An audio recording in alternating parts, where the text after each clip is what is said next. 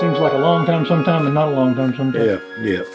Boy, y'all did that breakfast for years. Tell me about that breakfast y'all used to do. Yeah, that was on the St. Patty's Day that we did it, and the last thing she told me was that when she went out the door to go to the hospital, do not let anything happen to the breakfast. And I kept it as long as I could, and then everybody started trying to cut down on me. And I said, So I just said, I'll stop. How'd y'all meet? How'd you and Betty meet? How'd I meet you? No, how'd you meet your wife? Oh, Betty and I were in school together for a year, and 2 years, but we were down at junior high school, and then, of course, you separated from that, and so that was it. But, oh, Lord, and it's a strange thing. We had together Billy Williams when I was down at Lake City Printing Company, and Billy Williams said, why don't you call Betty Carlton? I said, for what? She said, well, you can go out. Said she's wanting to date somebody.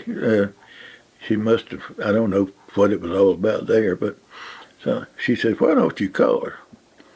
I said, look. I picked up the phone, I called her, and I asked her. I said, you remember me? She said, yes. I said, would you like to go out with me some? I don't believe I want to. I said, good, I didn't want to anyway, and I slammed up the phone.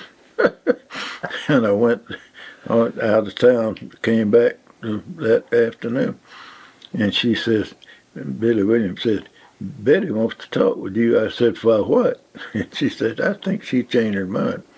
And I picked up the phone and called her. I said, you want to go somewhere with me? She said, yeah, I think I do. I said, okay. And you know where the first place we went on a date? No. McDougal had a Christmas party, and I carried her to the funeral home party. I got pictures to prove it. But we had 34 years together, which was good. Oh, God, yeah. But, How'd that St. Patrick's Day breakfast come to be? How did that? Believe it or not, she said that it was her idea. She got up one day and said, nobody does anything for St. Patty's Day, and says, everybody else goes to Savannah and all those places, and said, let's start something. I said, what do you want to start? She said, I don't know. Well, the first one we had was up at the executive convention where old George Wilson was, and we had 68 people there for the first one, and we had some of the state boys there, and it was just super. That packed that place out. Yep, it did. After we had to move after a couple of years there, and then we went a couple other places, and then went to Tucker's, and that's where we really got to going real fast. And I think I had one out there on Greenville Street when one of the old boys that can't remember his name. It'll hit me after a while, but anyway, it kept growing. It kept growing, and when we went up to Tucker's, we started having about 500 or 600 people, and that's kind of crowding the place up there. But we stayed there for several years, and then all of a sudden, we decided we'd try to do the recreation center. Well, she never made the recreation center. She passed away, but we got up to 1,500, about roughly 1,500 the last time we had it up at the Civic Center. But it's always in her name, and I've got a proclamation over there on the wall that the mayor put about this will be St. Patty's Day from Joe Davenport and Betty for the rest of your life. And raised money for good causes. Well, yeah, it was not a lot left, though, when you spend that much along the way, and a lot of people helped along the way, too. So that was that's where we were. Where did you grow up in Anderson, Joe? I was born and raised right down the block from the old hospital up there. I lived at 400 East Greenville Street on the corner of Greenville and Fant Street. There was a family that lived just below us, and there was a street, Fant Street, divided us from the people across the street, and the Winn-Dixie store was across the street. and Mr. Camp had a filling station and a tire place right across from us. And then the Kings lived right across in front of me, and a big two-story house, Jasper King and his group. And I, after my dad died at 49 years of age, and How old were you? I was 8 years old on the 19th. He died on the morning of the 20th, and I was laying out there on the concrete walkway we had, and here comes J.C. Nix and Wade Martin, and after a while there was buku of the policemen come by, because Dad worked with the Daily Mail for years, and so it was just one of those that it didn't really hit me that hard, but something I knew was wrong. But they finally picked me up and rode me around in the car a good long while till the funeral home came and got Dad. And it just was I don't know, it was something that I think I was 13 years late for my sister, who said I ruined her life. And I just think that I was here really to help Mother and to just keep the place working and going. But all of a sudden, we after we were there. And that was when the Daily Mail was still downtown. Oh yeah. You remember that building? Oh, do I ever? Yeah, I sure do. No, man, Butler was always in the press, and then you had Bill Little, and you had three or four of them that had been together for a long time. Slim Wright and all of those people were there. So Was that with Jim Brown and Slim Hembry and those guys too? no, that was a little later on. They were Mr. Hall, and when my dad had an offer when they sold the Daily Mail, and my dad had an offer, and he said, not going there. So we went down to the Anderson Roofing Company, where my uncle, a fellow was a Hammond that worked down there, and he had that, and Dad kept books for him till he passed away. So Where was the Daily Mail office before they? the Daily Mail offices, it was down on Earl Street or Orr Street. It was down there, for as best I remember on that. Right. But it was a good group of people. In fact, there's a picture of all of them right up there on the wall that you can see who, what, where with them. But Where did you go to school? I went to North Fant Junior High, Boys High, and then made a couple of stabs at. I got sick. I was paralyzed for 3 months at one time, and so and Professor Hanna took me over. T.L. Hanna, Thomas Lucas Hanna. That's it, and he took me over just about as soon as Dad was dead. He told Mother he and Miss Hanna could have no children, and he just came over and he took me to school while my sister was up there, and that was even before Dad died. But he took me up to the school and put me up on the stage, and my little diapers fell off. He looked out and says, "Thelma, you and Mary come up here." That was she and Mary Pruitt. And so I do not remember that show that I put on, but she said I ruined her life. So as a baby, you were already causing trouble. Yeah, exactly. People people have forgotten that Thomas T.L. Hanna was a real person. Tell people that didn't know him or don't really know much about him what he was like. And you could sit for hours listening to the history that he had, and he enjoyed talking about it. And he graduated he didn't graduate. He and 14 or 15 others got shipped out just before their graduation, and some guy that turned out to be a Methodist minister came by and had talked about them and got them shipped out. Those few, they stayed together like glue. And one of them was down in Mount Pleasant, and I had to carry him down there quite often. And then it was absolutely a group of people.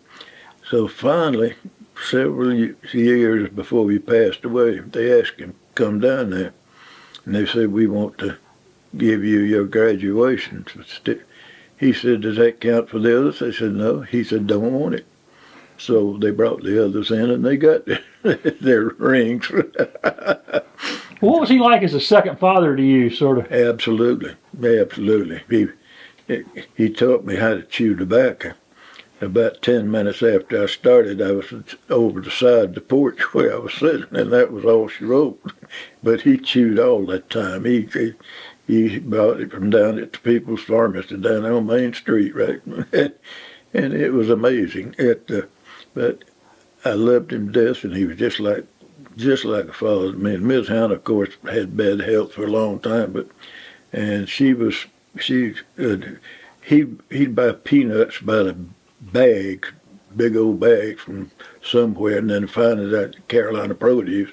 I'd go down there and get him bags, and we'd come in, he'd parch them on it, and she was a great cook when she did. And they had a girl that did their stuff for them, and Dorothy was just super person, and she took care of them, and he took care of me. Didn't you tell me he took you to the Christmas parades? Oh yes, and said put me up on his shoulders, and I think he finally found out that I was not able to get up on his shoulders anymore, so he held down, and we found a place down at the city hall, and went upstairs to the fire department the last couple of times that we went together. And then he had post office box at where the McDougal Bleckley was. That was a post office at one time, and then of course it moved to where the Ross Anderson building up there on McDuffie, and now up to up on North Main Street, but he had a post office box 142. I still got the box 142. Oh, you got the box? I got it. It's 100. We've been 105 years that we've been in his name and mine. Yeah.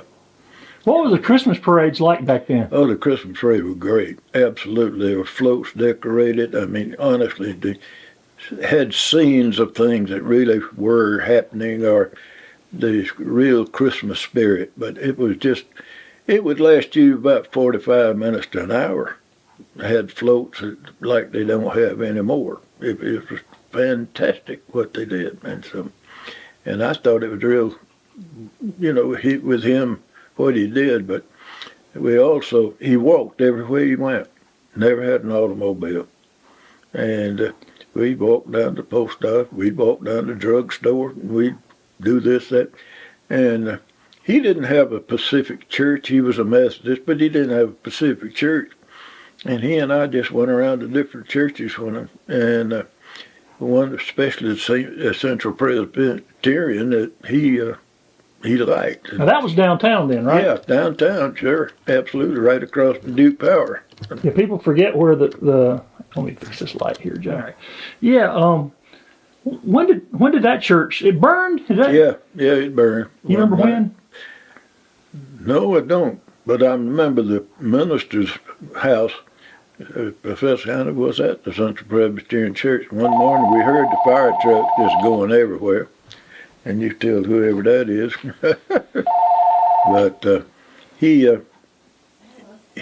just loved that minister there. And then, what was the man's name that came in after that he loved? Went over to Central Pres when they built it.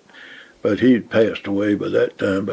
And that minister and Miss Hanna, they'd go fishing on Sunday occasionally. Went out to McLeese's Pond on Greenville Street, which is no longer there, of course. And but he loved to fish. And after I got married, where was that on Greenville Street for people who don't? It was out just right across from NHC nursing home down there. Yeah, and it was a big pond, and I didn't like to fish that much, but he would say go fishing every once in a while. There wasn't anything to do, but after he'd got the car for me, and I'd go and I'd tell him I had to work somewhere, and I'll call him and tell him let you loose. It was amazing. It really was. And when did he die? When did Mr. Hanna die? 1906. Well, let's see. When was the World War start? Just before the war, the Second World War, it had started, and I can tell you where we were when we found out about Pearl Harbor. He and Hamp Anderson and myself was headed up to Hamp's farm. That's where they went a lot of times, up there. And I was standing up in the back seat of the car when they announced that Pearl Harbor had been born. We were right where the American Legion hut is now. I can remember that one just like it was yesterday. And we didn't get to the farm. Everybody turned back around and go at home. But mother had to go to work, and she worked with Slim Wright in the printing company for a while. And then she went down to Bales for a little while, and all of a sudden she wound up over at the Vogue shop, and she worked till she was 74 years old.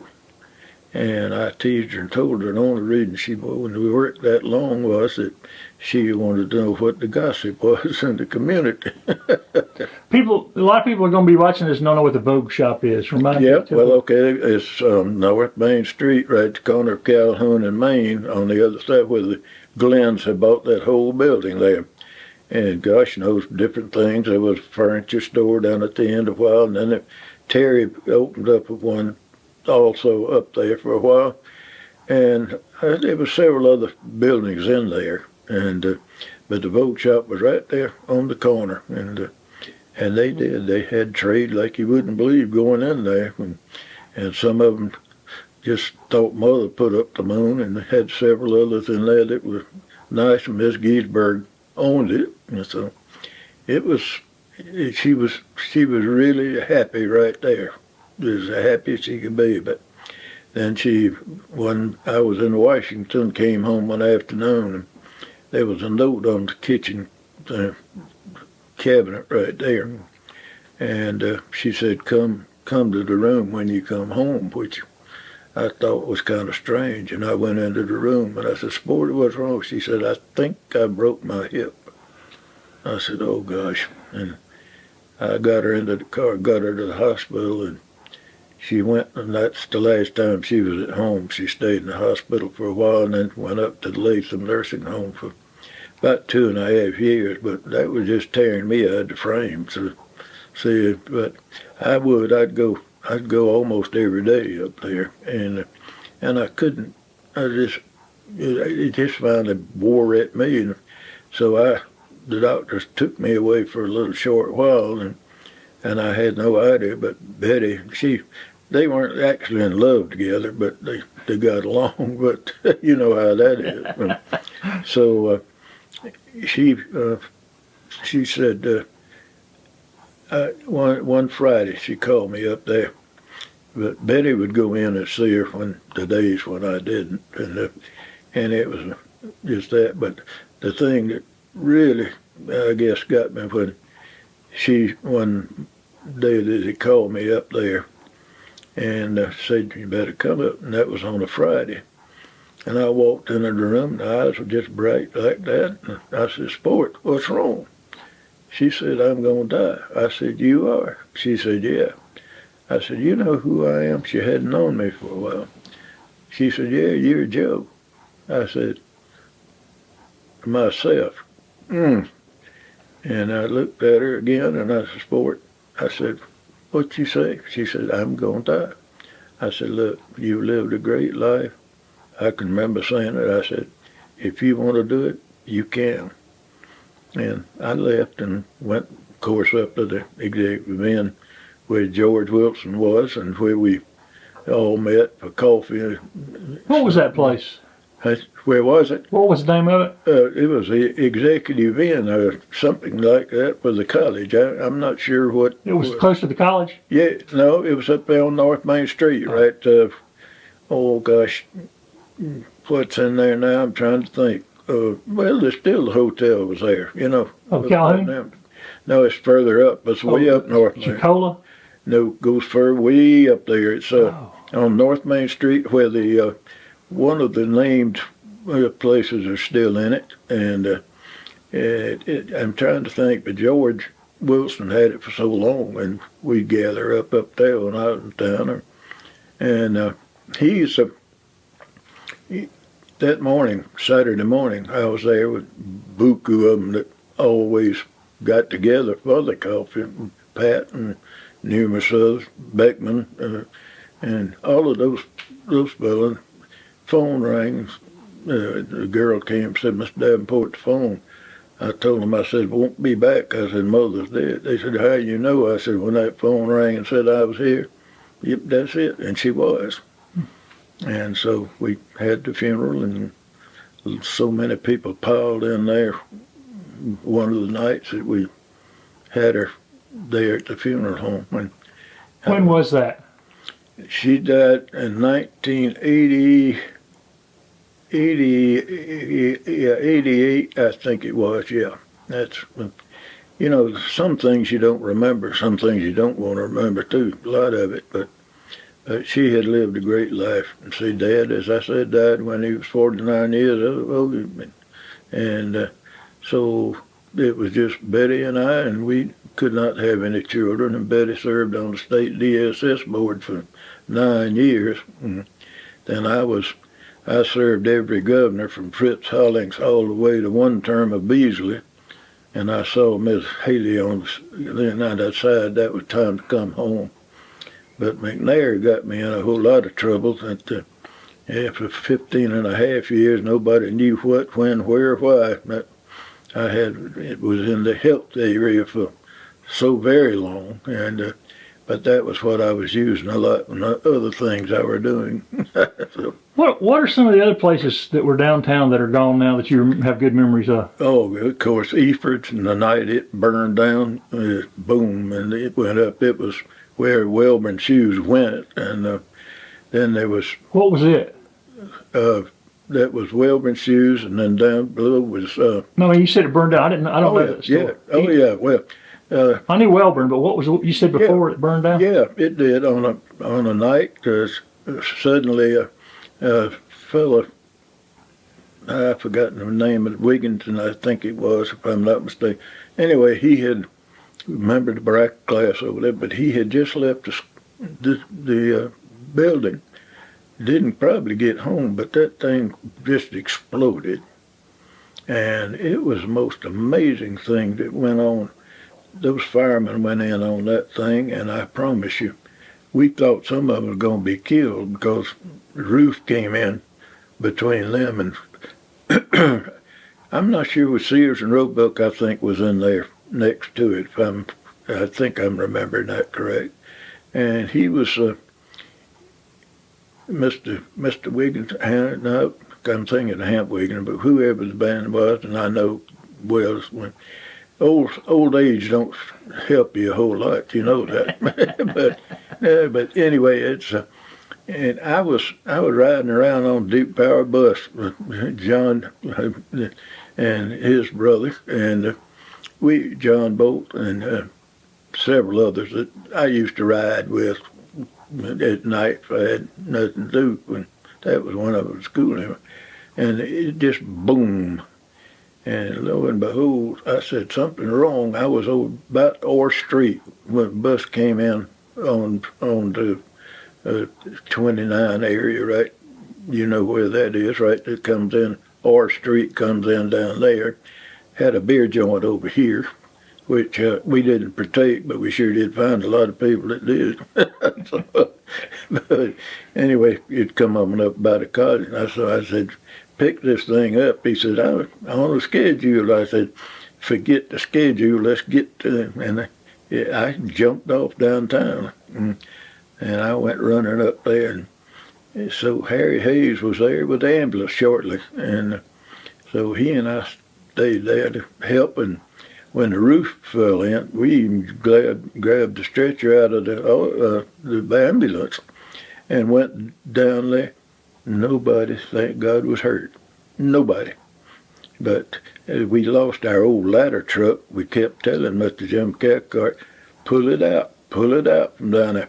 No, well, it fell on the old truck, and that was it for them. It was gone.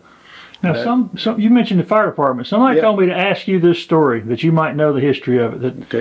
That at some point in downtown Anderson, there was a house of ill repute, and that the woman who ran it got arrested, and the fire department said they weren't coming back to work till they let her out. Now, tell me that story. I don't know what happened there. Well, of course, I wasn't involved or knew a lot about it for a long time. But yeah, the house was up on where Murray Avenue comes into Main Street. There's a great big house up there, and that was a lady that owned the house, and a lot of firemen was there, and my mother wouldn't let me go there. I was delivering papers about that, and she said, that's not one area where you gonna go. So, nope, I didn't. But she knew what was going on. I didn't. But and Arthur Harmon used to like to tell the story about this lady, and said, you know, she had a horse and buggy. She was well put. She was going down Main Street and got where McDougal Bleckley was, where the post office was, but McDougal, and the board fell off the end of her little carriage that she was on. This man jumped out and said, hey, Miss So-and-so, said, don't you want your tail board? She said, yeah, you naughty devil. Also, Harmon loved to sell that, and I have loved to tell it myself. So at some point she got arrested, though. Yeah, she was arrested by the Anderson Wonderful Police Department one time, and I don't know if she stayed in jail too long, but. Well, didn't the firemen say they weren't coming back to work? Yeah, absolutely. Yeah, no, they said no, we're not going to work unless you turn her loose. A lot of dear things in Anderson. That was one of them that everybody remembers. That it was. What were the best places to eat downtown? Sam Conderis's place down there on one side next to where the railroad station was, and then famous for their hot dogs, weren't they? Oh yeah, hot dogs and food, period, and that carries a story with it too. We'll come back to it. But then across the street was the Eli Cafe, and one of the Condirises, I think, was one over there, and then Mother Dorn opened up a place just above where Sam Condiris had his place, and they decided to get together, and that's where Mr. Dorn and those opened up another restaurant right in that area. The bank was on the corner, and then there was a barber shop that went downstairs, and there were drugstores up over it, and that was somewhat later because they had this other place, and then McCluskey Todd was in there one night, and it caught fire, and but that was right in there. And then had a fellow that ran a bookstore inside of the railroad station. You could walk in there. I mean, a fellow Malden, and he ran that for a long, long time. And you could go out and watch the train go through from the back of that newsstand when you wanted to watch that. Not a lot of folks did, but I guess Walt Sanders and myself and Jerry, gosh, I don't think about it, but anyway, Jerry we'd always meet trains and things like that when they came in. But Malden ran that for a long time, and then just below that was the place where the Owens ran a furniture store next there. Lawrence and Brownlee was in between that newsstand and that, and then we went to where, and it was there. And gosh, you go on down. That was kind of where John B. Lee's used to be, wasn't it? Exactly, yeah. And it was, Fowler had a little beer joint on down just below there, and then the Maxwell Brothers furniture store was on there, and then, oh man, that, gosh, I can't think, Lockridge and somebody else ran the store on the corner down there, clothing store. And so that was about it downtown, but across the street. But Where was Sam's? You said you had a story with Sam's. Where was yeah, Sam's? Sam's was just back up, just beyond where the railroad was. It's all been cut out. The jewelry store's there now in that location. McCluskey Todd was just above it, but I just think that Anderson has been a great place, but yet it's lacked a lot of leadership in a lot of places. You said you had a Sam's story though. Oh yeah, Sam's. Well, he had a nephew that stuttered and and he'd go out, he'd wait on somebody, and he'd come back, and he'd come in. So he came back in one night. He said, "Another hot dog for the roach on this," and Sam like this blew him out the door. But got it. And all of us were sitting there, bus driver and everything. We all just broke out. Sam was so mad he could have killed him, but that old boy lived. He worked at the cafe over there where the Conderses owns townhouse. And gosh, you know, politicians, everybody else went there. And then when he left there, he went over and ran him a liquor store over there on Church Street. But he was something else. Good person though. If he liked you, he liked you. If he didn't, but you could go in over that townhouse any old time in the early morning, and you find all of the politicians and things coming in and out. And I had another little place over there on Whitner Street going out, and I forgot the name of it, but the other parts of the politicians would meet in there. So that was meeting place. That was absolute from there through the Presbyterian Church. You could get anything you wanted, a cafe, a Criterion Theater. You got everything else in the world. Got on up to a corner where Ross Anderson had a office thing that would not quit. What do you remember about the Criterion?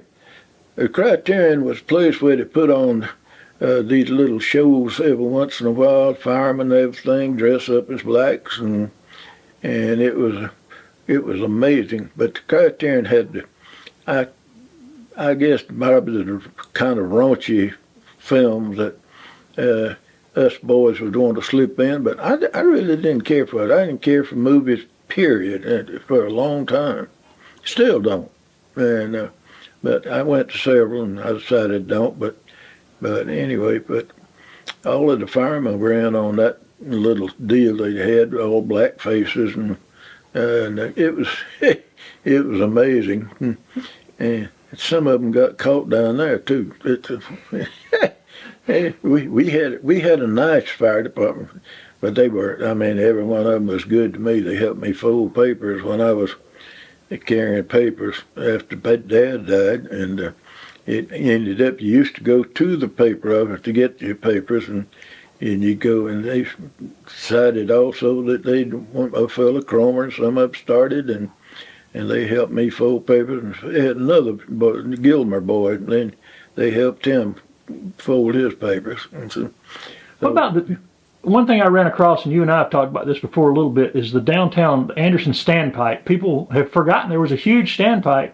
Yeah. Where was that thing at? Right behind the old hotel, Calhoun Hotel up there on Sharp Street. The water tower's there now? Yeah. Nope. No, not where the water tower is now. No. This is as you go up Sharp Street and you turn, and the big building that's there now, and then the fellow Burris lived in the next house, and it was between this building that had been built and right there, and you'd walk down McDuffie Street, and you walked on a piece of metal right there, so you knew where you were. And I always said, what if it starts doing things that it shouldn't do? Well, that thing was huge, wasn't it? Oh yeah. I would say, compared to what we got now, it's probably half of what some of these are. Maybe not that much, but that was where the water came from. And but you couldn't miss it if you were downtown. No, you couldn't miss it. And so when they got the water flowing, they didn't need it anymore, right? Once they got right, yeah, when they got in certain water areas. So you don't remember when they took it down, do you? it stayed up for a good long while, but I got an idea that it went down in the somewhere in the 60s, maybe a little earlier than that, but that's about the time they took it down.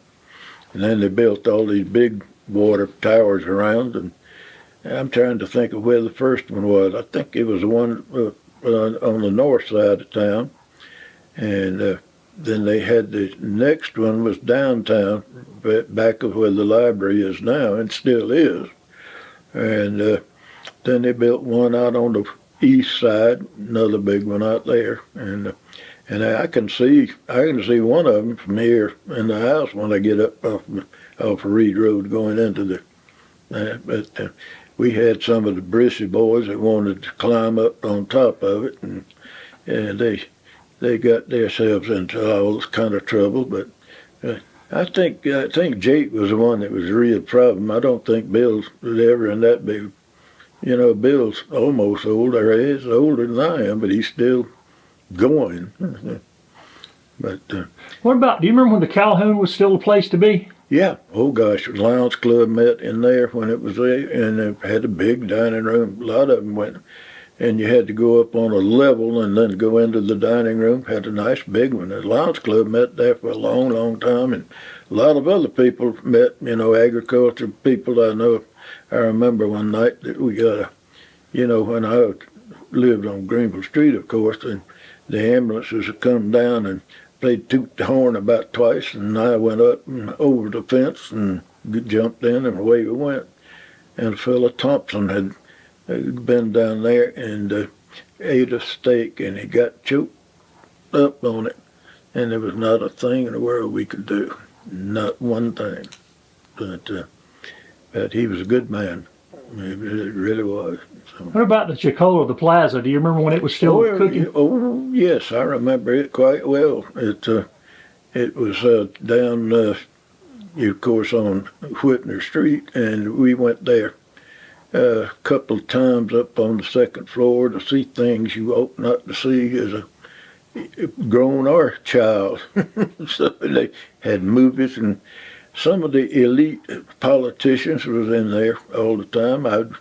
I could name a few of them, but I'm not going to. Well, it was apparently pretty famous for celebrities coming through. Oh, absolutely. At one time, yeah, way back. Absolutely. And it's a beautiful building before they messed it up. It is, yeah. And that was the location where the old man was sitting out on the front, and every time some of the Yankees came by, I said, nah.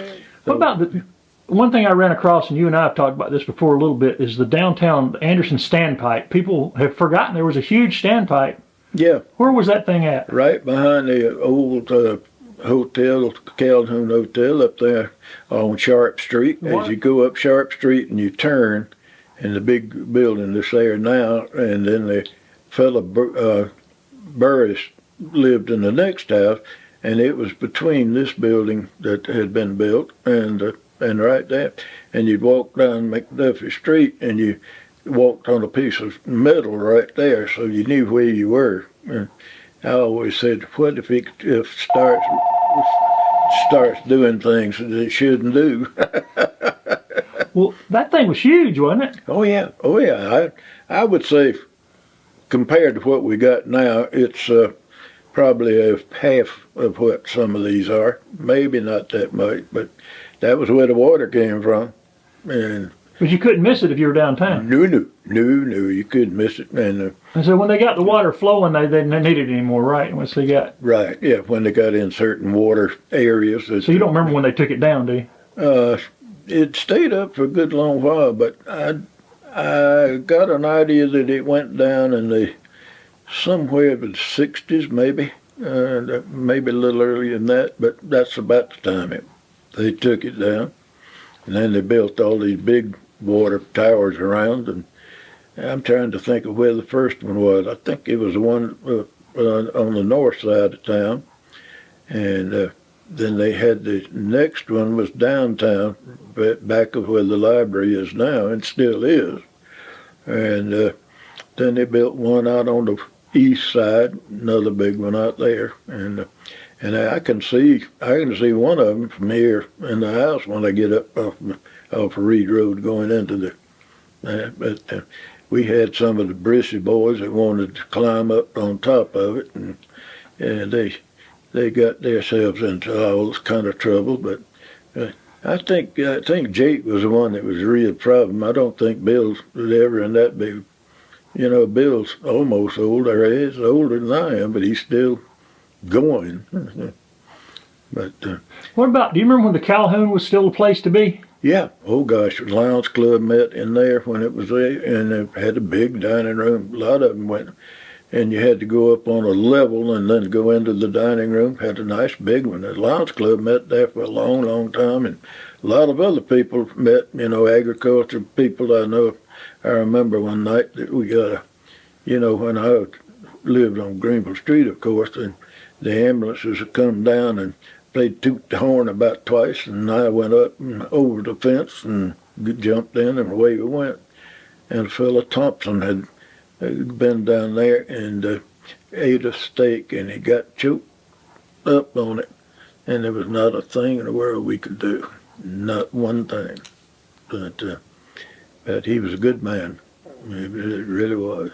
So. What about the Chicola, the plaza? Do you remember when it was still cooking? Oh, yes, I remember it quite well. It was down, of course, on Whitner Street, and we went there a couple of times up on the second floor to see things you ought not to see as a grown or child. So they had movies, and some of the elite politicians was in there all the time. I could name a few of them, but I'm not going to. Well, it was apparently pretty famous for celebrities coming through. Oh, absolutely. At one time, yeah, way back. Absolutely. And it's a beautiful building before they messed it up. It is, yeah.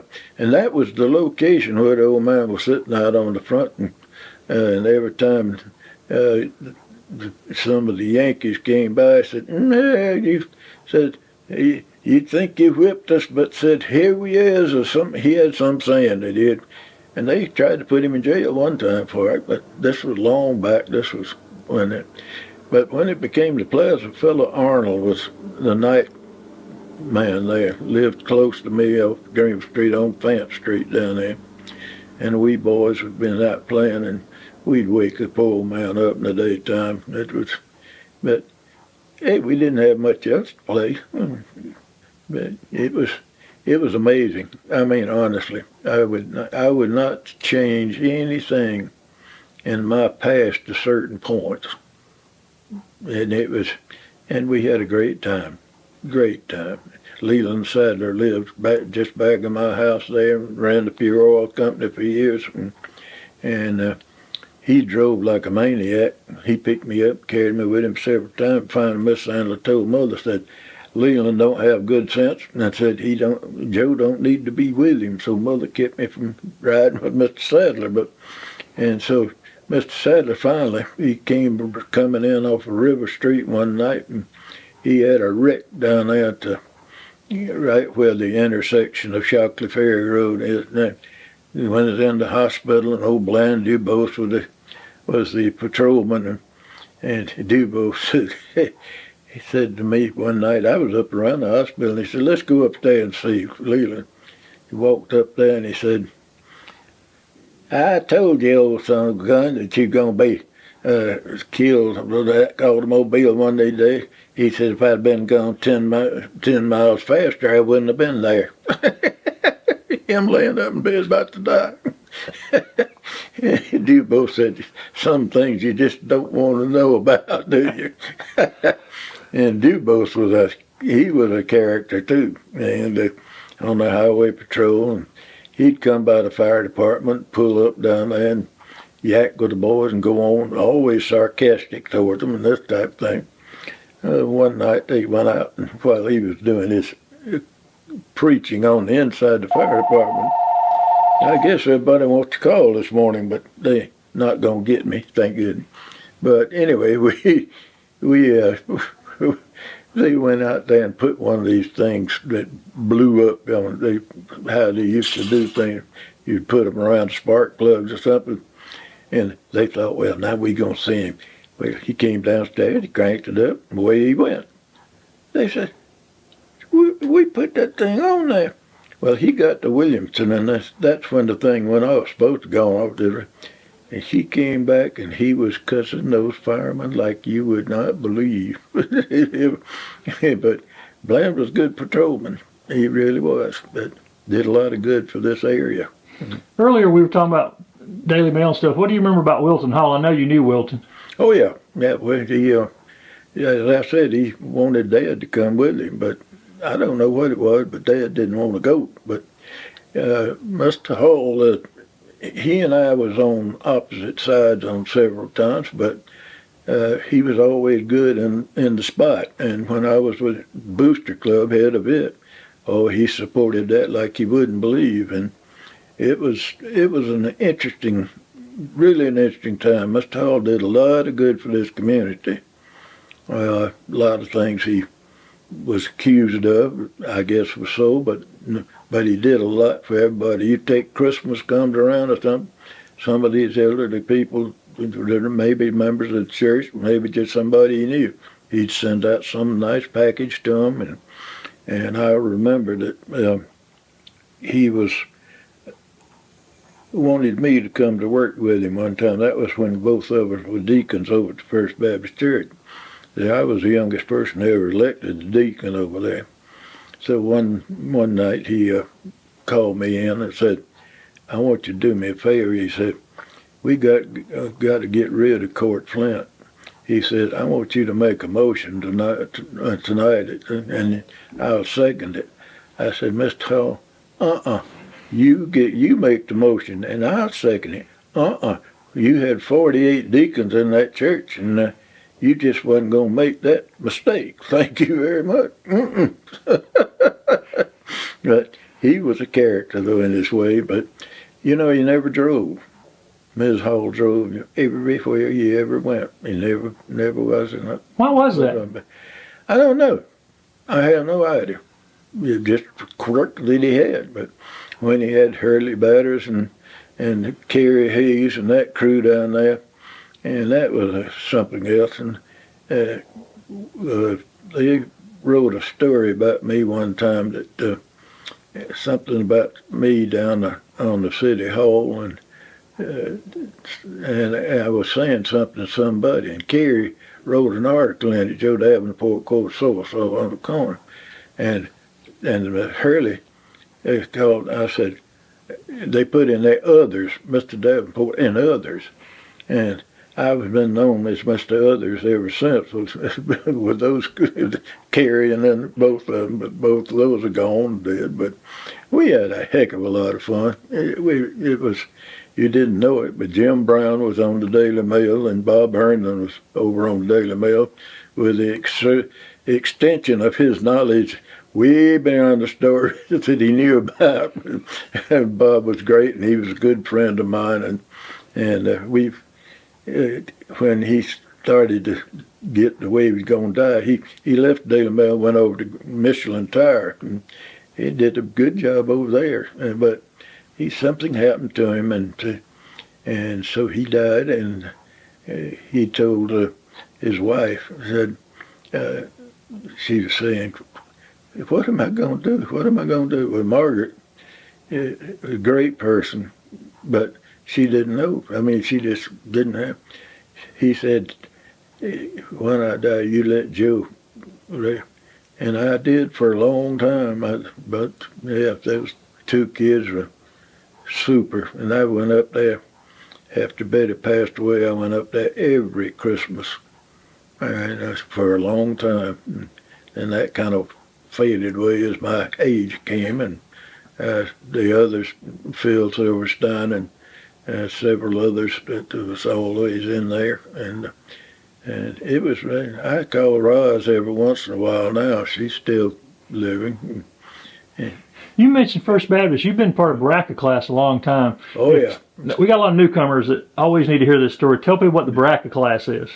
Baraka class was the second church in the First Baptist Church. It was independently run. Thank you. There was feelings against it for a long time, but Mr. Hamp Wigington and Mr. Bob Hill's father ran the radio station. I remember that very well and how they were doing that. And we had Fred Stevens, and gosh, I got pictures and things of all of them somewhere. And I worked my way up, I guess. I got appointed vice president finally, and I stayed at that for 3 years, and I felt like it was time to turn over. And Fred just didn't want to make a change. No way. Ralph King was teaching, and it was Ralph taught for almost 30 years, maybe 30. But when I got to be vice president after 3 years, I said, well, if I can't be president, because he wasn't going to let Dan get away, I said, I'm out of here. And so I was, but I stayed with the church a little while, but I was a member of the Elks Club, and one night I was up there at the Elks Club, and the minister and two other gentlemen came in, and I saw them go back to the back. So I came back on a Sunday to the church and walking toward the bracket class, and this minister came out and said, I want to talk to you. I said, what about? He said, I can't have my deacons drinking at the Elks Club or anywhere else. I looked at him, I said, you kidding me? He said, no. I said, let me tell you, I saw you and the other two come in there the night you said I had a ginger ale in my hand, and you all came out there staggering. Don't talk to me about this. No way. And so he and I had several run-ins after that, and so they wanted to fire Sarah King as the organist down there, and she'd been there for the longest. We had a lot of wood. I wanted to be the music director. Came from up in Kentucky, of course, and Dan Merritt and I were to go over there and explain to him that they weren't going to fire Miss Sarah King. Well, they went ahead and did it anyway, but we had a little discussion there, and Dan was going to be the voice, and all of a sudden he just didn't want to say anything. So I had to proceed to do what I want. And who was responsible for just completely ruining that beautiful church and turning it into a steeple and a pair of steps? There was I'm trying to think of who it was. It's on the front there. Who it was back. I think it was in the 1800s. It's about. It was a beautiful old building before they put that new front. Yeah. Well, I'm partially responsible for that, I guess, but I didn't know exactly how it was going to look. But I thought it was good for bringing the young people and things together, and it has in its way done that, and I think it's going to proceed to do that. You know, a lot of people think back on Fant Street as the front door of it, but it's on the back side. But I was very much in favor. Named it for Harrison Pruitt, who left some money and some of it there, and that's the reason it's called the Harrison Pruitt Park. But the First Baptist, as I say, I'll go back to this particular minister, and he said, well, you just don't understand. We want this music to be better. I said, it ain't gonna be any better. So Sarah's here, she gonna stay. Well, I've prayed about this. I said, I have too. He said, oh, you can't pray like I can. I said, do what? He said, you can't. I said, pardon me, but this meeting is just about over, but I saw Woodfin at the door over there. I said, I'll tell you what, if I come here Sunday and she's not playing the organ, it ain't going to be a bad day. And that's right then when not too far after that, I left the First Baptist Church for 41 years, went to the Episcopal Church, loved it, and started down at the one, and then everything, I don't know why it is, but I got in charge of a lot of things, and the church was fixing to split up down there at one time, the Episcopal Church, and me and the bishop got along real well, and so we got some things moved that needed to be moved, and I was just chairman right at the time where that war was going on, but the bishop got me, and every time I'd make a move, he had me in something down there in Columbia.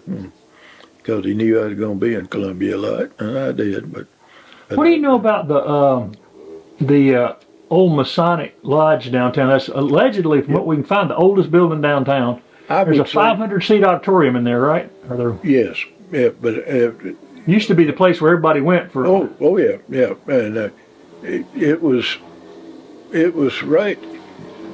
The opening of it was right in the between Bigby's pharmacy and one of the other buildings. Miss Giesberg, I think Miss Giesberg maybe was back this way. And Steps are still there going up. yeah, yeah, and oh boy, there was some jewels going on there. It's a beautiful auditorium, though. Absolutely. It's closed to the public now, but it used to be used for public stuff. Oh yeah, oh absolutely, absolutely. Wasn't it the biggest auditorium for meeting in Anderson for a long time? At one time, I think it was. As far as I can remember, it was. But I tell you what, those those people are dedicated that went up there to those places. Though you didn't go if you didn't know. That's it. And you had to know the signals. It's still that way. Yeah, oh certainly, yeah, certainly. Yeah. I've been trying to get up there to take pictures, and they won't let me up there. No, they don't. They don't want that. They're just way open. But after you go there, then they go up to the shrine. You know, a lot of them go from there to up to the shrine club. But that was a funny story one time too that you might like. But Mr. Sam Harper lived just across the street from me for years, and he ran the Dixie store down there on Main Street. And when he passed away, of course, we was having the services, and all of a sudden we heard, "Hey, where's Doug? It was just breaking up the service. And that was the He Jazz boys coming in wanting to know where old Doug was. They was having their annual meeting here. He went running out and tried to push them out, and we went on, but I'll never forget. I was in the back saying, "Now what do we do?" At one time, the Elks Club was a big social place. Yeah, it was up there on McDuffie Street. Big, wide. Not where the library is, kind of. Yeah. But there was one building just beyond, and then that was the Elks Club. And I delivered the papers in that area, reading. Dr. McWhirter lived in that thing before the Elks Club came along, and it was there for a long time. I was a member for a good long while, but everybody said, you know, they'd go to meetings, and you had to see some of these boys that did, but I had put my application in, and Mr. Little said, "Joe," he said, don't get disappointed. Said you're just not gonna make it. I said, "Well, I got my name in. I guess I will." And what were the Elks? I mean, I don't understand. That was just a fraternity lodge kind of thing. Yeah, it was, but they did a lot of good in those days with kids and this type of thing, and they really was a great program. And but anyway, that night the old boy was going around. I did not see this, but I saw it later. But the old boy goes around and looks. If you had 3 black balls in there, they had voted on you, put them in this box. He'd flip it up, and he said, "Yeah, he approved. He approved." Good God. That was somebody that wasn't going to get in. But they came out and told me to come in. And Mr. Little and there was 5 or 6 of Mr. Gates and Kirby Hoover and all that. Shoot, I went in like a bullet. And I stayed for a number of years, but it just got to the point where I couldn't be out of town and be at the meetings and things like that. So. But as I say, for 15 and a half years, Bob McNair got me into a problem that nobody want to know. I walked in his office one day after he asked me to come down. I walked in, there was 3 men in dark suits. And I said, "Preacher, teacher, and I don't know about you." He said, "That one's right, that one's right, and that was right." And then I found out what I was fixing to do. Well, as downtown grew, the edges of town kind of got out there. You remember when they built the Shining Tower? Oh gosh, yeah. You know, we used to carry the football players up there after they played a game, and Vic would be waiting on us to come in, and look. That was Vic Wilson? Yeah, Vic Wilson, his wife, and didn't he have a barbecue place across the street for a while there or something? A barbecue pit or some kind of... I don't remember him doing it. Maybe it was, but I know that now where Mama Penn's is further back. Right. And it took over, but honestly, there was a beer joint on the corner from it right up there. Fellow Stevenson ran that. That was there for years. Yeah. Oh, yeah. Absolutely. And, you didn't want to necessarily get caught in there sometimes, but when some of the policemen and I were easing around, we'd go in and see what the problem was, and it wasn't any problem. It was just folks wanting to make problems. Remember a place called the Acorn? Yes, sir. Where was that at? Right across the street where the Pruitt Shopping Center is now, and it was the Oaks and that, and yeah, right up in that area, and big trees still all around up there. But you go in there, and kids would go up there and have a ball, and I don't know how long it lasted, and but Themis ran that one for a while, and then he wound up down at the one on Calhoun and Main Street, not Main Street, but right there where 29 and Calhoun Street runs together, Boulevard, and that was it, yeah. And of course there was a lot of big houses up and down Boulevard, big places down up there, and you had to find some of the Youngs and some of the others, and some of the Browns. Miss Brown was in the house that's still there next to the Boulevard Baptist Church, and that was the nicest place, and she was one of the nicest people that you'd ever meet, and I went down when I was, I guess, seven years old or something like that, and the war was going on, and you collected papers and got metal and everything, carried it down to the end of Orr Street down in that area, and you'd sell it for 2 cents a pound or something like that. But anyway, Miss Brown, she called Mr. Hanna one time and said, "I've got an idea." And he said, "What is it?" She said, "You bring Joe down here and said, this radio station wants somebody to talk about the war bonds." And here was Big Mouth in his young years down there doing it. And I did, and they played it quite often on WAIM.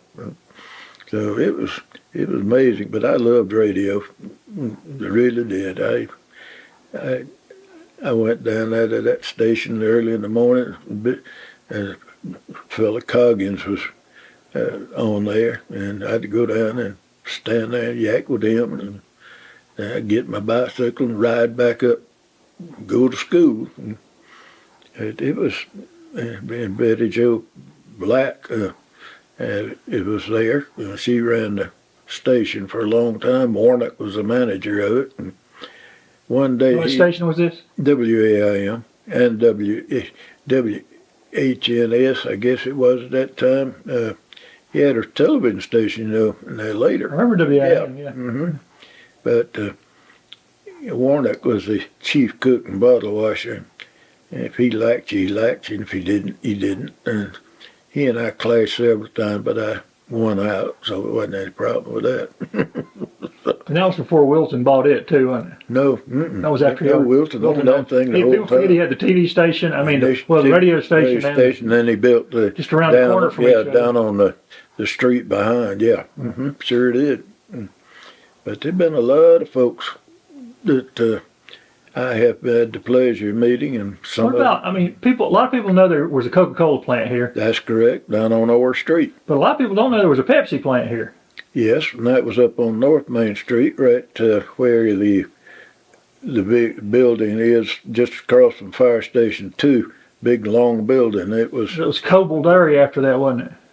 No, Cobledere was up a little further. Okay, okay. Yeah, it was up a little further. Okay. And but no, Mr. Terry owned the Pepsi plant, and Mr. Hoover was the manager of Coca-Cola plant. But Mr. Hoover was the one that got me my first bicycle, because there wasn't any such thing as a bicycle during that wartime. But he got it, and I rode it. And I mean, I rode the hound out of it. Well, I guess the biggest difference in all the stuff we're talking about, Joe, is you knew who owned everything. You knew who ran what restaurant and what business, Right. and you knew who to talk to. Right, That's yeah. not so much true anymore. No, you don't know. And some of them are just run by people from out of town that has no connection with the town whatsoever. But that's neither here nor there. It's just one of those things that you just see a change in the town coming. And I think there's a movement back towards downtown. I really do. Still, there's a lot really up on North Main Street, Clemson Boulevard, as they call it after you pass Concord and Whitehall. But Mr. Percy Osteen used to think that was the way to do it. It had to be Clemson University, Clemson Boulevard. And I think that was about the way it happened.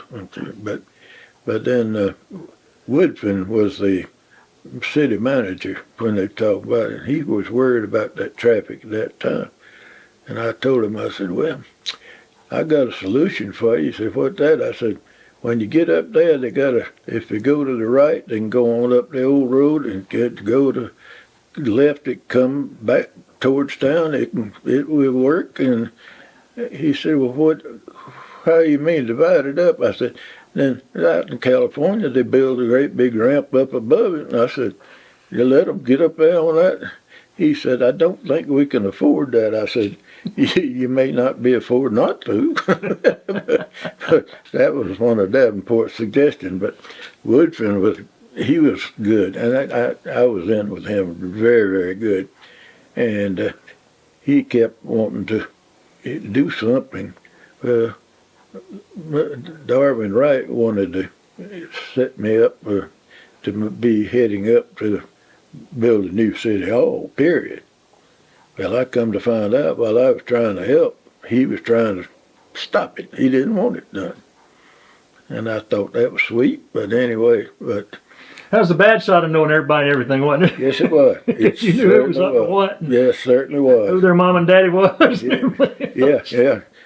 And knew the troubles they'd been in, too. Well, there's some things that seem to be gone for good. We don't have a radio station anymore in Anderson of any kind, really. You got that right. That's a loss. If this is ever shown somewhere, but he's even doing it from his home in Townsville, I understand. Doesn't go to the station, but it runs. But that just wasn't one of my favorite things. I don't listen to it. Once in a while, somebody will tell me something I listen, but I just don't.